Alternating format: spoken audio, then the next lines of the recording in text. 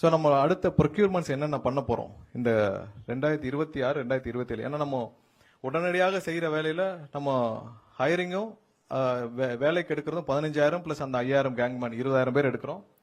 அதற்கடுத்து இந்த பழைய சப்ஸ்டேஷன்ஸ் நம்ம புதுப்பிக்கும் பணிகளையும் நம்ம உடனடியாக துவக்க போறோம். அது இல்லாமல் இந்த வருஷம் 2026 27 ஆண்டுகளுக்குள்ள நம்ம என்னென்ன வேலைகளை துவக்க போறோம்னு பாத்தீங்கன்னா 231 சப்ஸ்டேஷன்ஸ் உடனே இதான் அன்னைக்கு முதல்வர் அறிவிச்சதுல இந்த 15,000 கோடி செலவுல 231 சப்ஸ்டேஷன்ஸ் உடனடியாக துவக்க போறோம்.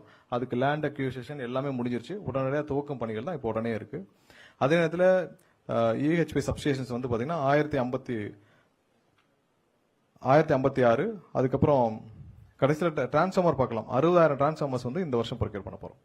Metres 21,70,000 metres. ஸோ இதெல்லாம் சேர்த்து 21,512 கோடிக்கு இந்த வருஷம் நம்ம இன்ஃப்ராஸ்ட்ரக்சர் ஸ்டெபிலைசேஷனுக்காக நம்ம செய்ய போற வேலைகள் இந்த ஆண்டு மட்டும்.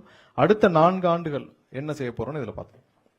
ஸோ அடுத்த 4 ஆண்டுகள்ல 238 சப்ஸ்டேஷன்ஸ் நம்ம புதிதாக மேலும் உருவாக்க போறோம். இது இல்லாமல் அடுத்த 4 ஆண்டுகளில் புதிதாக உருவாக்க போறோம். ஸோ இதெல்லாம் என்னென்ன செய்ய போறோம்னு சொல்லிட்டு இதுல டிரான்ஸ்ஃபார்மர்ஸ் மட்டும் 1,50,000 டிரான்ஸ்ஃபார்மர்ஸ் பிளான் பண்ணிருக்கோம்.